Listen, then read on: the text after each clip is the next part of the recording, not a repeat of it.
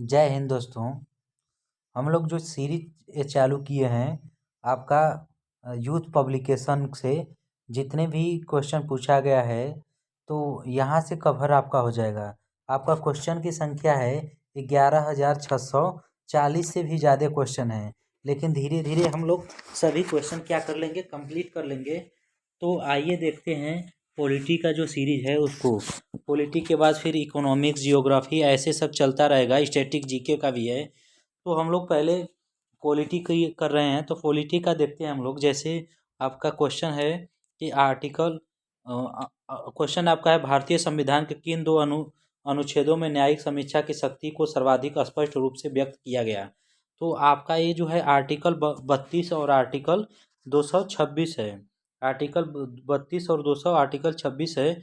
Article 232 जो है आपका, यह सुप्रीम कोर्ट रीट जारी करता है। कौन करता है? Supreme court. जबकि आर्टिकल 226 है, हाई कोर्ट रीट जारी करता है। आर्टिकल 17 क्या है? छुआछूत का अंत। क्या है? छुआछूत का अंत। और आपका आर्टिकल 143 क्या होता है? तो आर्टिकल 3143 है, राष्ट्रपति सार्वजनिक महत्व के विवादों पर उच्चतम न्यायालय से क्या ले सकता है? परामर्श ले सकता है। सुप्रीम कोर्ट से परामर्श ले सकता है। परामर्श कौन ले सकता है आपका? तो ये आपके राष्ट्रपति ले सकते हैं। अब इसके बाद आर्टिकल 21 क्या है? तो आर्टिकल 21 है, प्राण एवं देह की स्वतंत्रता। प्राण एवं देह की स्वतंत्रता। प्राण एवं देह की स्वतंत्रता। ठीक है ना? उसके बाद यहाँ से सारे आर्टिकल कवर हो गए। अब चलते हैं नेक्स्ट क्वेश्चन पे। तो क्वेश्चन आपका है दूसरा कि किस अनुच्छेद के तहत भारत के उच्च उच्च न्यायालय रीट जारी करता है। तो उच्च न्यायालय किस आर्टिकल के तहत जारी करता है? तो आर्टिकल 226। आर्टिकल कौन सा है? 226 के अंतर्गत इसका आंसर हो जाएगा। इसके बाद रीट जो है 32 जो है सुप्रीम कोर्ट जारी करता है। इसी को बोले थे कि आर्टिकल 32 को भीमराव अम्बेडकर जी जो कि ये संविधान की आत्मा किसको कहते? तो संविधान की आत्मा आर्टिकल 32 को कहते हैं। संविधान की आत्मा कहे थे आपके भीमराव अम्बेडकर जी आर्टिकल 32 को। आर्टिकल 131 क्या है? तो आर्टिकल 131 है कि उच्चतम न्यायालय का मूल अधिकार क्षेत्र। उच्चतम न्यायालय का उच्चतम न्यायालय का उच्चतम न्यायालय का मूल अधिकार क्षेत्र। ठीक है ना? मूल अधिकार क्षेत्र यह किस में है? तो आर्टिकल आपके 131 में है। आर्टिकल 143 में है कि वही था, राष्ट्रपति जो है सार्वजनिक महत्व के विवादों पर उच्चतम न्यायालय से परामर्श मांग सकता है। तो उच्चतम न्यायालय से क्या मांग सकता है? परामर्श मांग सकता है राष्ट्रपति। यह किस में है? तो आर्टिकल 143 में है।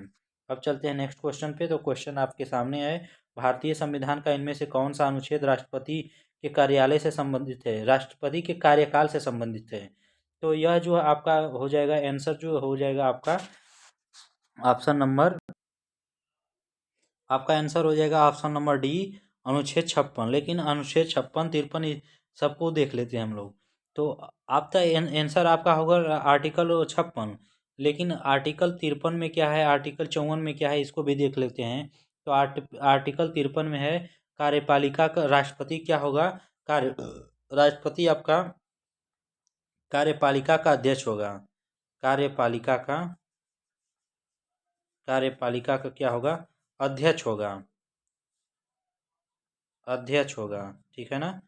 अध्यक्ष होगा। तो यह किस में है? आर्टिकल 53 में है। आर्टिकल 54 क्या है? तो आर्टिकल 54 आपका है, आर्टिकल 54 है राष्ट्रपति का चुनाव। राष्ट्रपति का चुनाव क्या है? आर्टिकल 54 है राष्ट्रपति का चुनाव। राष्ट्रपति का चुनाव आर्टिकल किस में है? तो राष्ट्रपति का चुनाव आर्टिकल 54 में है। आर्टिकल 55 क्या है? तो आर्टिकल 55 आपका है कि चुनाव की कैसी होनी चाहिए, चुनाव की प्रक्रिया किससे है? तो आर्टिकल आपके 55 से है, चुनाव की प्रक्रिया। ठीक है ना? चुनाव की प्रक्रिया आपके आर्टिकल 55 से है। अब आते हैं नेक्स्ट क्वेश्चन आपका नेक्स्ट क्वेश्चन आपका है, भारतीय संविधान का अनुच्छेद 280 इनमें से किससे संबंधित है? तो यह आपका वित्त आयोग से संबंधित है। अब शिक्षा जो है आर्टिकल 21 के ए में शिक्षा से संबंधित है। समानता जो है 14 से 18 के बीच में है। आर्टिकल 14 से 18 के बीच में है समानता आपका। ठीक है, तो अब आते हैं, अब क्वेश्चन है, इनमें से किस राज्य को अनुच्छेद 371 के 371 ए के तहत विशेष दर्जा प्रदान किया गया? तो नागालैंड है। ठीक है ना, कि कौन सा है? तो आपका नागालैंड है। अब देखिए 271 तो हो गया, लेकिन 200 आपका 371 तो हो गया। 371 ए के बाद 371 बी देख लेते हैं। 371 बी में आपका है असम राज्य के लिए, असम के लिए, किसके लिए है? असम राज्य के लिए विशेष प्रावधान। आप देखिए 371 के बाद 371 सी, 371 के सी में किसका है? तो मणिपुर राज्य के लिए। किसके लिए? तो आपके मणिपुर के लिए है। किसके लिए है? तो मणिपुर के लिए, मणिपुर हो गया। इसके बाद देखते हैं 371 का डी, 371 के डी में क्या है? तो 371 के डी में है आंध्र प्रदेश, आंध्र प्रदेश प्लस आपका आंध्र प्रदेश प्लस तेलंगाना से संबंधित है। किससे? आंध्र प्रदेश प्लस तेलंगाना से संबंधित, तेलंगाना से संबंधित, तेलंगाना से राज्यों के लिए विशेष प्रावधान। आंध्र प्रदेश और तेलंगाना कौन सा है? आर्टिकल 371 का डी, आर्टिकल 371 का डी। और आर्टिकल 371 का सी किया किससे है? तो मणिपुर से। आर्टिकल 371 का बी किससे है? तो असम से संबंधित है। अब क्वेश्चन जो आपका नेक्स्ट है, भारतीय संविधान के इनमें से किस अनुच्छेद में नए राज्यों के गठन, सीमाओं के फेरबदल इत्यादि से संबंधित है? तो आर्टिकल अनुच्छेद आपका 3 जो है भारतीय जो है भारतीय संविधान के राज्य के गठन एवं सीमाओं के फेरबदल किस में होता है? तो आर्टिकल 3 में होता है। अब आते हैं आर्टिकल 1। आर्टिकल 1 क्या कहता है? तो आर्टिकल 1 में है नए राज्य का गठन, राज्य की सीमाएं में परिवर्तन। नहीं, आर्टिकल 1 है संघ का नाम और राज्य क्षेत्र। आर्टिकल 1 क्या होता है? आपका संघ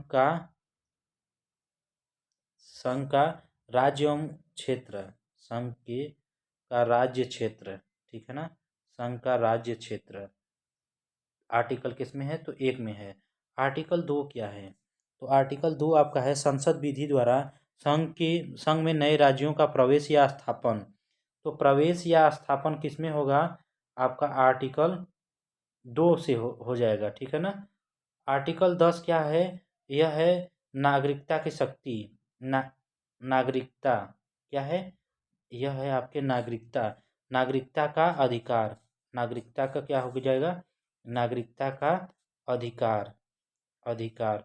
यह है आपके आर्टिकल 10 है। आर्टिकल 10 क्या है? नागरिकता का अधिकार। क्वेश्चन आपका है, निम्नलिखित में से कौन सा राज्य भारतीय संविधान की 6वीं अनुसूची द्वारा शासित नहीं है? तो ऑप्शन हो जाएगा आपका डी, अरुणाचल प्रदेश। कौन सा है? तो त्रिपुरा है, मिजोरम है, असम है, एक और है। कौन सा वह है? तो देखिए असम है, मेघालय है, त्रिपुरा है, मिजोरम है। ठीक है ना, तो यहाँ पे मेघालय नहीं है, तो मेघालय यहाँ पे एक और है। तो मेघालय एक और है, जो कि 6वीं अनुसूची में कौन सा है? कौन सा है?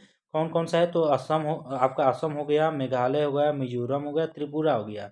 लेकिन ध्यान देने वाली बात है कि इसमें 6वीं अनुसूची में ना आपका मणिपुर नहीं है। कौन सा नहीं है? मणिपुर नहीं है।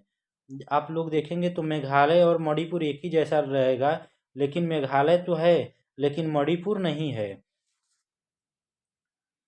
अब आते हैं क्वेश्चन नंबर, अब क्वेश्चन नंबर जो है 44वें संविधान 1978 के ने भारतीय संविधान के किस अनुच्छेद को प्रभावित किया? तो आपका था आर्टिकल 300 ए को प्रभावित किया था। अब देखिए आर्टिकल 301 में क्या है?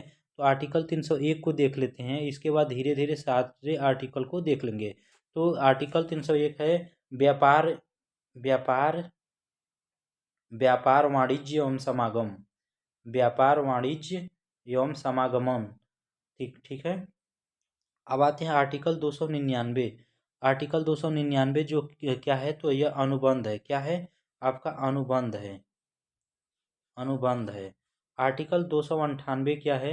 आर्टिकल 298 आपका है व्यापार, व्यापार आदि करने की शक्ति। ठीक है ना। व्यापार आदि करने की शक्ति, व्यापार करने की शक्ति किसमें है, तो कहीं भी व्यापार करने की शक्ति आपको किसमें है, व्यापार करने की शक्ति आपके आर्टिकल 298 में है शक्ति, ठीक है ना। व्यापार करने की शक्ति आपका आर्टिकल कौन सा है, 298। क्वेश्चन है राज्य सूची में स्थानीय महत्व के विषय विषय शामिल होते इनमें से कौन सा राज्य सूची के अंतर्गत नहीं है, तो आपका है सार्वजनिक स्वास्थ्य और स्वच्छता। कौन सा है आपका, तो सार्वजनिक स्वास्थ्य एवं स्वच्छता इसके अंतर्गत नहीं है। सार्वजनिक स्वास्थ्य और स्वच्छता इसके अंतर्गत नहीं है। अब देखिए जो होता है, सूची जो होती है 3 प्रकार की होती है। सूची कितने प्रकार की होती है, 3 प्रकार की। संघ सूची, राज्य सूची, समवर्ती सूची। अब देखिए संघ सूची में क्या क्या होता है, तो संघ सूची में आपका विदेशी मामले, रेडियो। संघ सूची में क्या हो जाएगा, संघ में हो जाएगा आपका विदेशी मामले, रेडियो, विदेशी मामले हो गया, रेडियो हो गया। उसके बाद आपका हो जाएगा विदेशी मामले, रेडियो, टेलीविज़न, बैंकिंग, सीमा, जनगणना, निगम कर आदि। अब उसके बाद ये तो है संघ का, लेकिन राज्य सूची का क्या होता है, राज्य सूची में क्या क्या है आपके, तो राज्य सूची में क्या क्या है, तो इसको जो है राज्य सूची में आने वाले विषय जो हैं इसको देख लेते हैं हम लोग। राज्य सूची के अंतर्गत आने वाले विषय आपके हैं, विषय पुलिस है, भूमि सुधार, उसके बाद कृषि, गैस, ये सब हैं आपके राज्य सूची में। जबकि समवर्ती सूची में क्या क्या है, तो विद्युत, वन, जनसंख्या नियंत्रण, परिवार नियोजन योजना, सामाजिक नियोजन, गोद लेना, ये सब किस में है, आपके समवर्ती सूची में है। तो लिख नहीं पा रहे हैं लेकिन हम बोल दे रहे हैं, आप लोग भी क्या करते रहिए, बोलते रहिए अपने माइंड में। अब आते हैं अगला क्वेश्चन है, भारतीय संविधान का अनुच्छेद 29 निम्नलिखित में से कौन सा अधिकार प्रदान करता है, तो यह आपका ऑप्शन नंबर सी, कौन सा हो जाएगा, ऑप्शन नंबर सी हो जाएगा, अल्पसंख्यकों के लिए।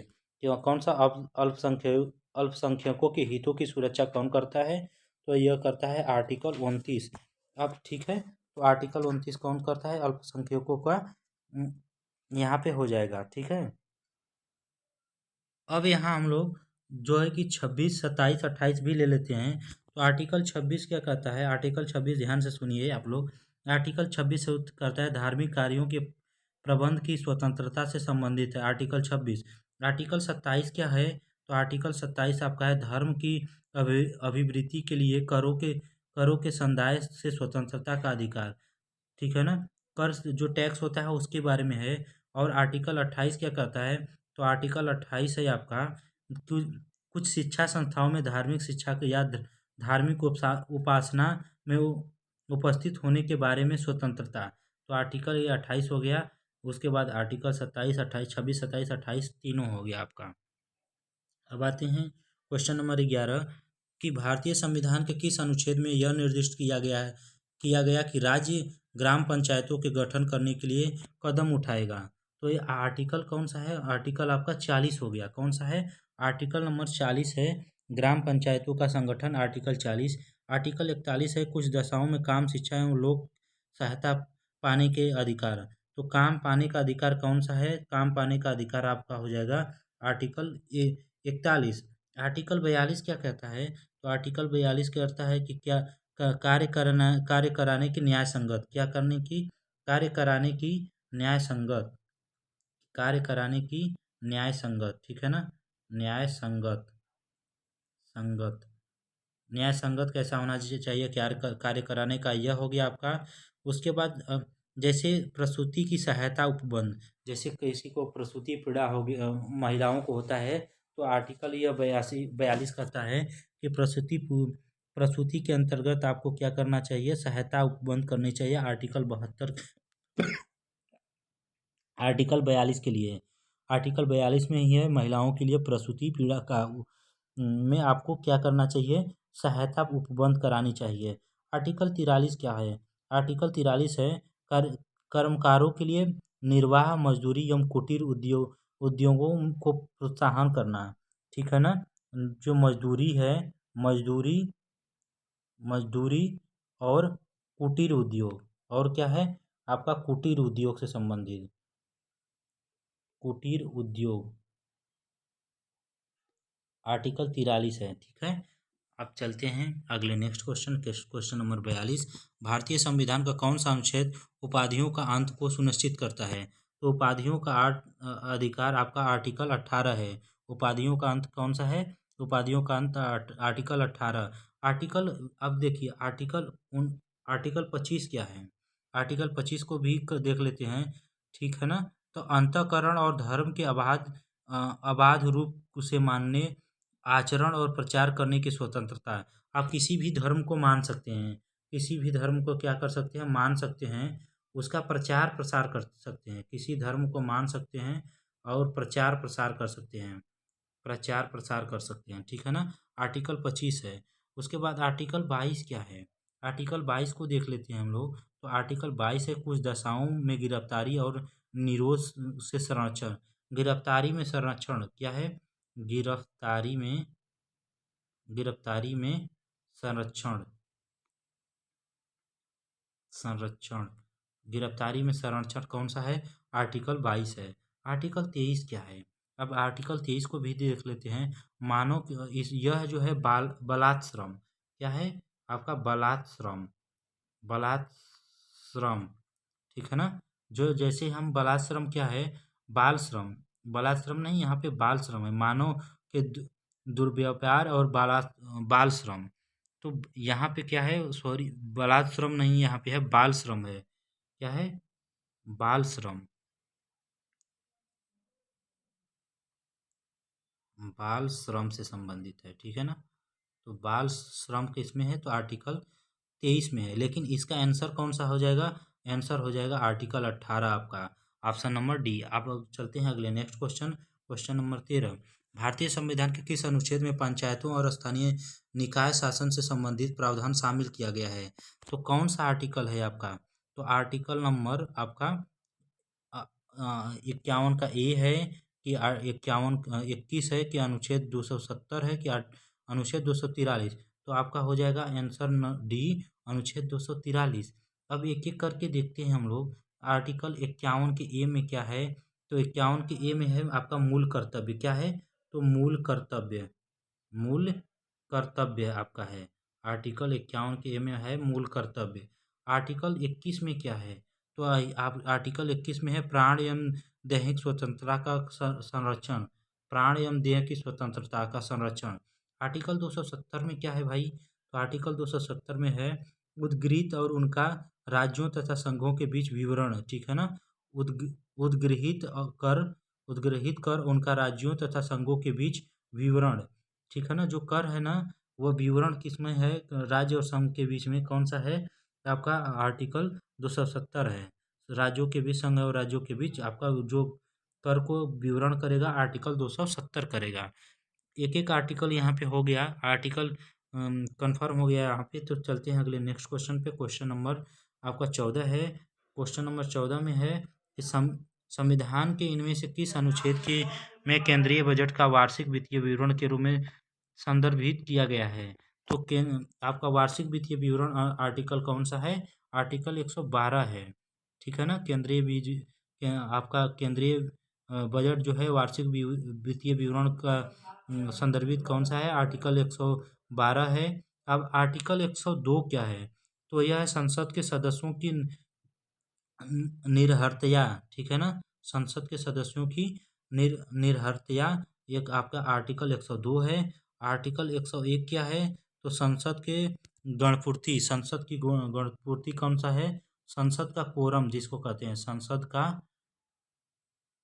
कोरम आपका 101 है। 113 क्या है? संसद में प्रकरणों के संबंध में प्रक्रिया, संसद के प्रकरणों के संबंध में प्रक्रिया आपका आर्टिकल 113 है। यहाँ से एक एक आर्टिकल आपका कंफर्म हो रहा है। तो आर्टिकल 112 हो गया। आर्टिकल 102 में है कि संसद के सदस्यों की योग्यता अयोग्यता निर्हरताएँ होगी। निर्हरताएँ क्या हैं? तो आर्टिकल 102 में है। आर्टिकल 101 में क्या है? संसद के सदस्यों की आपके संसद के जो होता है कोरम, जैसे संसद की गणपूर्ति या संसद में स्थानों के रिक्त होना, यह आर्टिकल 101 में है। आर्टिकल 113 में है संसद के प्रकरणों के संबंध में प्रक्रियाएं, ठीक है ना। तो आप चलते हैं अगले नेक्स्ट क्वेश्चन पे। क्वेश्चन नंबर 15 लास्ट क्वेश्चन आपका ये है, निम्नलिखित में से किस अनुच्छेद में यह प्रावधान किया गया कि राष्ट्रपति के आदेश द्वारा एक अंतर्राष्ट्रीय परिषद का गठन किया जाएगा, यह किसके अंतर्गत है? तो आर्टिकल नंबर 263, आर्टिकल 261, इसके बाद आर्टिकल 264, आर्टिकल 262। तो यह किसके अंतर्गत है? तो आर्टिकल 263 के अंतर्गत है। किसके अंतर्गत है? आर्टिकल 263 के अंतर्गत। 261 में क्या है? तो सार्वजनिक कार्य, अभिलेख और न्यायिक कार्यवाहियों का उल्लेख है, ठीक है ना। 261 में क्या है आपका? सार्वजनिक कार्य, जो भी सार्वजनिक कार्य होगा, सार्वजनिक कार्य जो है, सार्वजनिक कार्य। उसके बाद कौन सा है? अभिलेख, न्यायिक, अभिलेख जो होगा और न्यायिक जो होगा, यह कौन सा है? आर्टिकल 261। आर्टिकल 262 क्या है? अंतर्राज्यीय नदी, अंतर्राष्ट्रीय कौन सा है? तो अंतर्राज्यीय नदी घाटी जल में विवरण। तो जो भी विवाद होगा राज्य में, नदी विवाद से संबंधित है। क्या है? नदी विवाद से संबंधित कौन सा है? तो आर्टिकल आपका हो गया 262, ठीक है ना। ओके, जय हिंद, थैंक यू। यदि आपको वीडियो अच्छा लगा हो तो वीडियो को लाइक कीजिए, चैनल को सब्सक्राइब कीजिए। आपकी इच्छा के अनुसार है, यदि आपके लिए हेल्पफुल है तो कीजिए, नहीं तो आप लाइक नहीं कर सकते हैं तो डिसलाइक अवश्य कीजिएगा। ओके, जय हिंद, थैंक यू।